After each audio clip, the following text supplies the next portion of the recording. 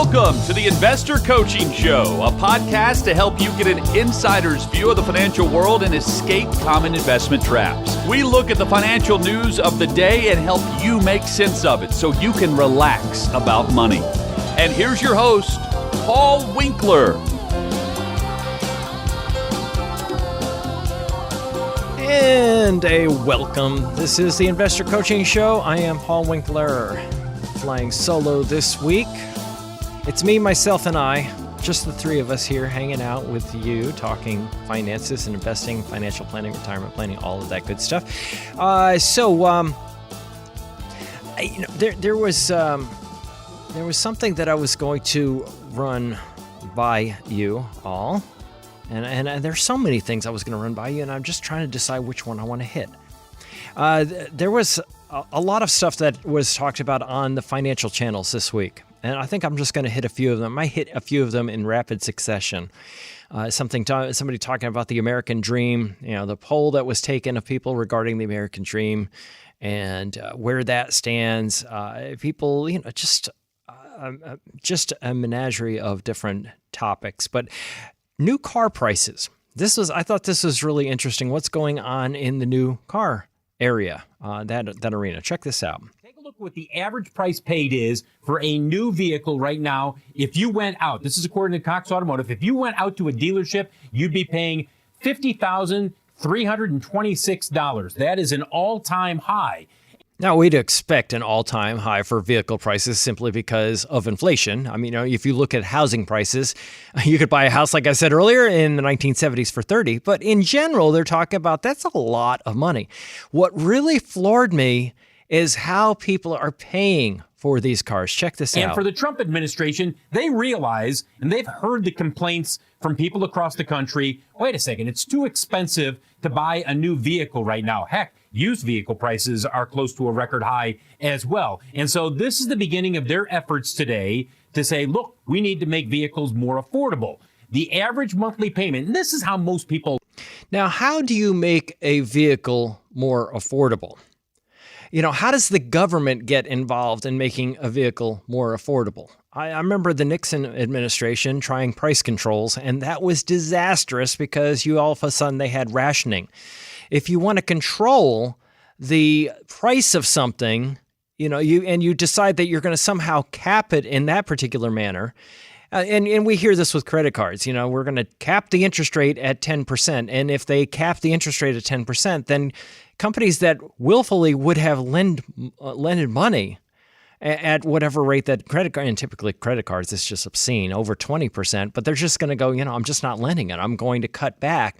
And then all of a sudden, people that are desperate for money can't borrow it at all because the interest rate's capped at 10%. Nobody will lend them money if they're high risk at that particular interest rate. You see, so it can be pretty challenging when it really gets down to it, if you want to try to control expenses. But basically what they're doing is they're saying, let's try to do that. And there are a lot of different areas that this has been tried throughout history. Never with a whole lot of luck, where the government tries to control rents and they try to control the price of housing. They try to control interest rates. I've seen governments try to control the value of their currency. I remember Japan doing that. And, you'll have a country decide that they want to buy up and they'll do something with their bonds and they'll try to drive up or down the value of their currency. And it usually only has a very short-term impact, number one, but it distorts the market some, and it typically has a very negative impact. But you can see where they're going, oh my gosh, people are having a little bit of a problem here where they're paying more for vehicles, and how are they paying for them? Well, a lot of it is not necessarily in the best way possible, because typically what I try to get people to do as much as possible is save up. I have, in my book, Confident Financial Planning, I actually talk about having sinking funds. And the idea being that if I want to buy a vehicle, I make payments to myself. And I make payments to myself on a regular basis, then I pay cash when I can. And sometimes people can't do that right off the bat, but eventually that's where you want to get. And the example that I give on how to think about money is from The Richest Man in Babylon, one of my favorite little silly fictional books of all time about money, was the richest man in Babylon. And he pointed out in that book, the author, that you think of it this way. If you have all this group of different people in a room, they all make different incomes. One person makes $40,000, one makes $30,000, one makes $20,000, one makes $60,000. People all make different incomes, but what we find is people end up in the same area. They end up with no money left over. So therefore, what's happening is people are spending at levels to whatever their income is. They're spending everything that comes in. And because they're spending everything that comes in, they end up in the same position with nothing left over. And it's just a matter of the person that makes $50,000 living like the person that makes $40,000. And now they have $10,000 left over. See, that's the idea. And that, to me, was a profound thought. It's a simple thought, but it was a really profound thought in my 20s that, hey, you know what? That's true. We don't all have the same income. Why do we end up in the same position? Because we see that statistically, an awful lot of people have very little money in their 60s and their 70s because they haven't saved it because of that reason. Now, this is the same thing with auto purchases, is making sure that I live on a little less than I make and putting money aside and maybe bank drafting. I'll even make it a bill. I used to make it a bill. You bank draft your checking account and put the money in a savings account, and then you pay cash for the vehicle. That way you end up with what you need when you need it, because you never know when that car is just going to have its last gasp and that's it. But think about what people are actually paying in car payments. Check this out. Look at buying a vehicle. The average monthly payment, according to Edmunds right now, is $781. $780. That's average payment for a vehicle, $700. It just floors me to think of that. You really want to be surprised? Look at the percentage of auto loans that include a monthly payment of at least $1,000, if not more. It was 5% back in 2019. Now, 1 out of every 5 auto loans, according to Edmunds, has a monthly payment of at least $1,000. $1,000. 1 out of 5, 20%. And it used to be that 5%, 1 in 20 had that level of payment. That just blew me away. And then they were talking about the American dream. And we talk a lot about the American dream around here. What is it that money is just a tool to express what you value? So a lot of times what I'm trying to do is get people to think about, what is it that's really, really important to me? And what am I spending my money on? Because so often what we do is we spend our money on things that really aren't that important to us. When it gets down to it, you buy a vehicle, a really nice vehicle, and after a couple of months, it's kind of the newness is worn off. It's not that, not that exciting anymore. And then we just spent a boatload of money on that. And, it's just not that big of a deal. Whereas things that are super important to us, I was having a conversation with a guy about the vacations that he was taking. And he would talk about how, he anticipated the vacation. He loved it when he was on the vacation. He talked about it for years after he took the vacation. And that was something that was super important. Those experiences were really important to him. For some people, just connecting with other people. And I've often I remember one young lady I was talking to, and she was spending a lot of money in restaurants. And she would go to restaurants, she'd go to these coffee bars and all of this stuff. And she was connecting with people in those places and spending a boatload of money. And I said, what's really important? What's a big deal to you when you go to these places? What would you miss most about not going to these places? And it was like, the connection with people. And I said, are there other places you could connect with people that would be maybe even more meaningful? And she came up with the idea, and I loved it, of actually working in women's shelters and working with women that were underprivileged, that were struggling, and how she could help. Because she was a really sharp young lady, and she had a lot to offer. And that doesn't cost her anything. She gets the connection she wants without the cost and without the drain on her finances. So that's, what she ended up doing. But I think it's really, it depends on the person, what's super important. Maybe think outside the box. But the American dream is something that's talked about an awful lot. And here's what they had to say. According to a recent Politico poll, 49% of Americans say that the best times of the country are behind them. Join us now to talk about the current state of the American Dream, CNBC contributor Walter Isaacson. He's a professor at Tulane University and the author of the biography Elon Musk, and an advisory partner at Perella Weinberg. And it's good to see you, Walter. Good to see you again, Joe. You can explain what you think. We had Arthur Brooks on earlier in the week talking about.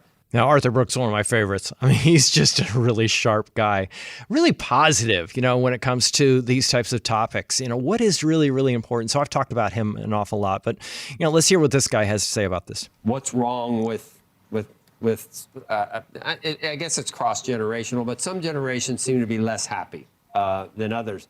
And this is the greatest time to be alive in the history of the world. And I'm not even talking about Now, of course, Joe's a little bit older, and he's looking at it going, man, there's so much. And he does very well financially, so you can get where he's coming from. But what is it that he thinks is so great? It's just kind of funny. the great apps you can get on your iPhone.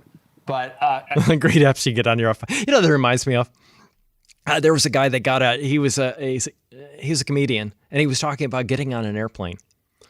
And he says, I get on an airplane, and the flight attendant says, the internet's not working. And everybody's like, oh, groan. It's terrible. The internet's not working. And he goes, what is it with you people? You should be just screaming from the top of your lungs that I'm flying across the sky, And I thought, that's pretty funny. It's just perspective, isn't it? It's a lot of times, what do we focus on? I mean, you think about depression, and a lot of excessive internal self-focus.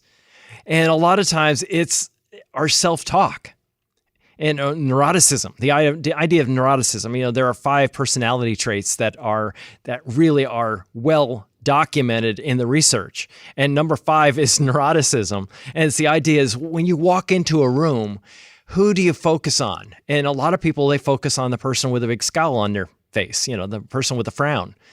And it's what do we focus on? And I was talking to a young guy this week, and that was our conversation. It was about that. I was like, you know what? Here's the deal. You think about, how the future looks kind of dull and dingy and bad. And I had another young guy, and he said that my mom did this when I was young, because he had a very different attitude. I said, where did you get your attitude from? Tell me a little bit about that. And he goes, my mom would make me, before I went to bed, she would make me tell her 7 things that I was thankful for before I went to bed. And he says that it became a habit that stuck with me. Just being just the gratitude, the attitude of gratitude, as we say, right? And, as they say, your attitude determines your altitude. It's an old saying. I'm full of those old sayings. I used to listen to all that stuff back years ago. What does it take to, what's the difference between successful people and unsuccessful people? Unsuccessful people don't do the things that successful people do. A successful person does the stuff unsuccessful people isn't willing to do, is a big part of it. And it's the difference between people that will and how they approach life. But anyway. I look at what Google Maps do for me, trying to drive around. That, in and of itself, makes me the happiest I've ever been in as long as I've been allowed to be able to do things like that. What are we missing? Yeah, what are we missing? What is it what's the difference between people? And this is how he answered. There's something about the American dream, and you showed it in your poll, which is, and it really gets down to housing costs and basic costs. About 40 years ago, half the people in America, when they hit 30, were able to own a home, be married, have a car, start having kids. Certainly when I was 30, I was part of that majority of people, my age cohort, who was able to have a home, be married, start and have kids. Nowadays, that's less than 15%. And you think about this, a lot of, what our attitude on things is. How are things supposed to be? I can't remember exactly the phrase, so I'm going to butcher this a little bit. But happiness and being okay with where I am is circumstances minus expectations. I think that's the way it was put. Where am I? Where did I think I was going to be in life? Minus my expectations. If my expectations were higher then that puts me in a negative. So it's like, where did I think I was going to be? I thought I was going to be at a 6 from a scale to 1 to 10 in life. I thought I was going to be at a 6, or I'm at a 6. Let me say. Let me put it that way. I'm at a 6 right now. Let's say. So on a scale of 1 to 10, I thought at this point in my life, at age 30, my life would be registering a 6 on a scale of 1 to 10. Minus or that's where I am. Excuse me. I keep butchering this. Sorry. I'm at a 6. Where I thought I was going to be is at a 7. Okay, so I thought that life would be a little bit better. I thought maybe I'd be married. I thought maybe I'd have a house. I thought I'd have a really nice car. I thought I'd have this, I'd be totally settled in my job, let's say, whatever. And I'd be at a 7. Well, that's a -1 because I'm at a 6. I thought I'd be at a 7. That was the idea behind it. So a lot of times what happens is we have this idea in our minds where I want to be is different from where I am. And that's the same thing with investing, if you think about it. You knew I'd bring this back to investing, didn't you? Somehow. If I own an investment vehicle and I'm expecting a 10% rate of return, and let's say over the past 5 years it was 5, let's say, then I'm like, this is way less than what I thought it would be. I thought I'd have this rate of return and it came in low. I'm going to be really disgruntled and I'm likely to really sabotage. I'm really likely to screw up my investments when that happens. Because I thought I would be doing better. And what do markets do? They go up and they go down. If I just had down and I never expected down would occur, this is why I'm so adamant that when I'm educating and coaching, I help people understand exactly what might be expected. And what I'm looking for is for them to understand how to determine whether their investments are doing okay. And that's by benchmarking, way beyond where I planned on going with the segment. But I want you to get that this is what happens with people in all walks of life. I look around and go, where should I have been? And that's not happening. And I'm disgruntled. And for a lot of people, they're owning a home is what they really thought they should have owned one, because people under the age of 30 in past generations bought homes. But what's the difference? Well, the number of homes out there, and that's what he gets into next. He talks a little bit about that. He says, we just don't have the homes being built. But I think further than that, as I've talked about in a few of my previous shows here, it's the size of the homes. We're building homes that are way too big for younger people to actually afford. Whereas back in the 1950s, they were building little cracker boxes. Under 1,000 square feet, you could buy a home. And, a conversation with, I had this young guy, we were talking about expectations and what he wanted life to look like. And I says, well, they're not building the homes. We could sit there and go, they're not building homes. I'm disgruntled. This isn't good. Do I have control over that? And the answer is whopping no. I don't have control over what people are building, but I might have control over what I do. What could I do? And I remember when my wife and I were building our first home, it's exactly what we did. We looked around, and we weren't looking around for a home, so to speak, because they weren't out there, nothing we could afford. Seriously, nothing we could afford. But what we did is we looked for a piece of blank land, and we found one inside of a subdivision. And it was a subdivision that, if you look at this piece of land that we bought, the first one we bought, you'd go, no, probably not. And looking back, I'm like, oh my gosh, what were you thinking? But it was on a road. You go in this cul-de-sac, and the piece of land was on the left as you drove in the cul-de-sac. And you drove in, if you look at it and go, okay, when I build that driveway, it's going to go down. It's headed down. And it was a pretty steep slope. And then it's going to level out. And the house is going to be down there where it levels out, right? And you think, I could afford it. Why? Because nobody else wants it. Because nobody else wants it because when it snows in the winter, your driveway is going to be a ski slope. But it was one of those things, I got the piece of land for a very, very cheap price because nobody else wanted it. But it was a great place to start. And it was phenomenal. What we did is that we bought that piece of land. Then what I did is I sat on it for a number of years. And this is something that people can do now too. Find a little piece of land, sit on it. You don't have to build right now. But when you actually do build a house, that land will be your down payment.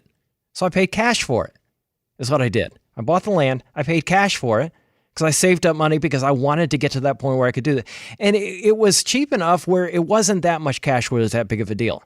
But then we built on it. That added tremendous value, and we built on it. We chose what we were going to build on this piece of land. And that's something that, that's an idea for a younger person.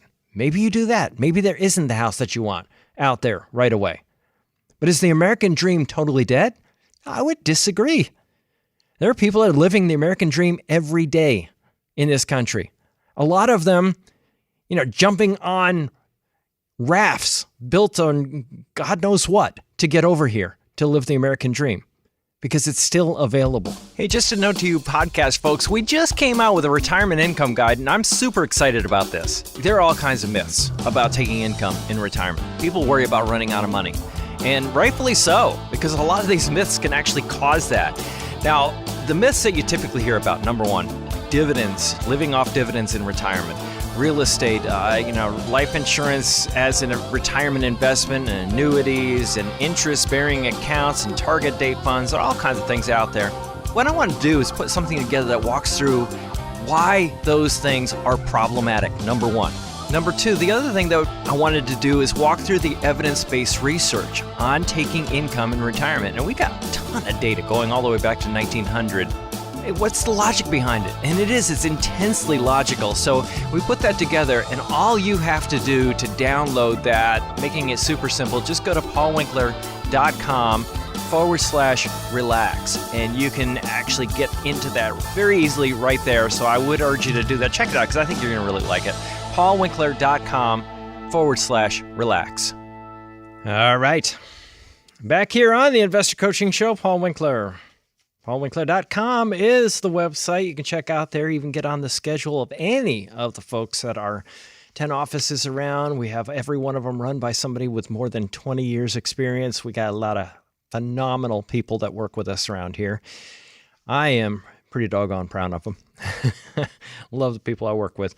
I'm just the one crazy enough for all these years to have been on the radio, because that's me. That's what I like to do. And I love doing the planning too. As a matter of fact, I had somebody was asking a question about money going into 401ks and going pre-tax. Is there a point where you just go, there's just too much money in my pre-tax, and I maybe need to focus on other types of things, like maybe, and it may not even be Roth IRAs that they have access to or something like that, but non-qualified accounts and those types of things. Yeah, it's really that's a hard question to answer. Is it, do I have too much? At what point is too much? Because typically what we're thinking about with regards to qualified versus non-qualified, pre-tax versus post-tax types of investment programs is this. What is my marginal tax rate right now? So if I earn one more dollar, what is that dollar going to be taxed at? Now, if we just look at federal income taxes, if you're in a state that has a state income tax, that could be on there as well. But let's say if we just look at that, the top tax rate is 37%. So if I have $10,000 and I'm trying to think of what to do with it, if my tax rate is 37%, if I take it as income, then my federal taxes will be $3,700. If I put it in something like a non-qualified account, then I'm going to have $6,300. That's what's going to be left to go to my non-qualified or my post-tax account. Think non-qualified as it just didn't qualify for any immediate tax benefits. Think of it that way. So might be sticking it under my mattress or something like that.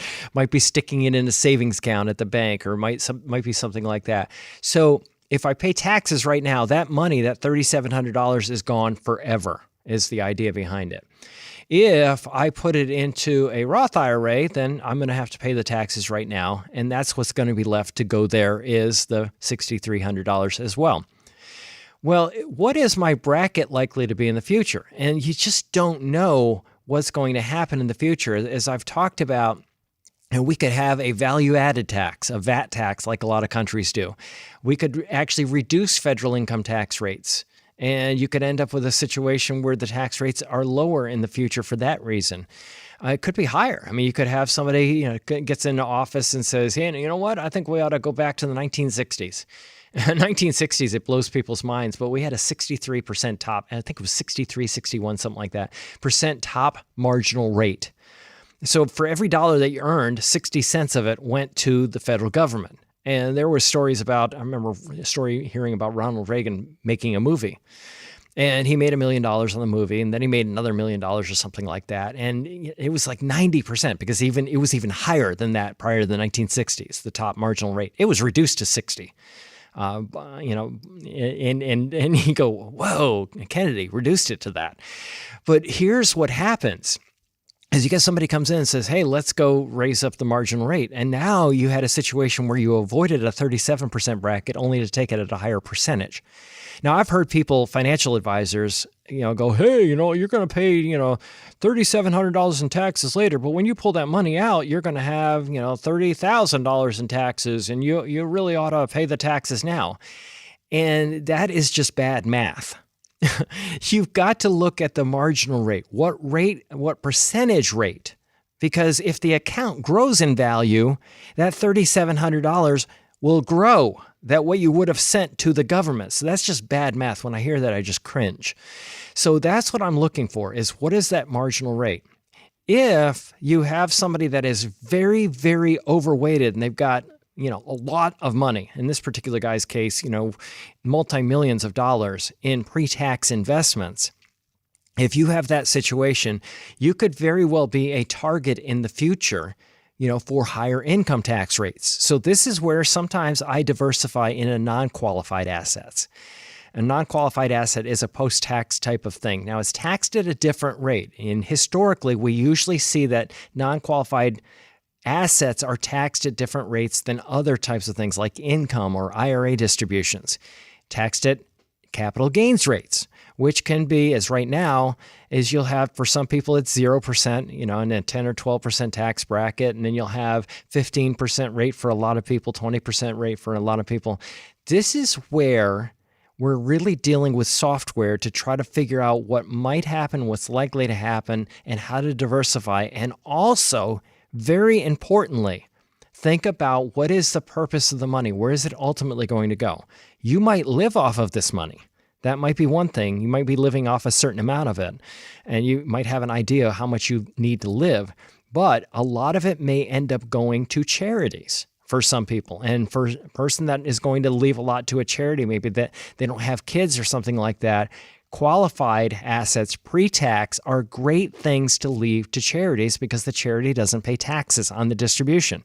So your IRA, you may leave to a charity. You might have non-qualified assets you leave to a natural person, like a son, a daughter, a niece, a nephew, or whatever, because you get a step up in basis and you don't have to pay taxes on the gains. Now, even that could come under fire in the future.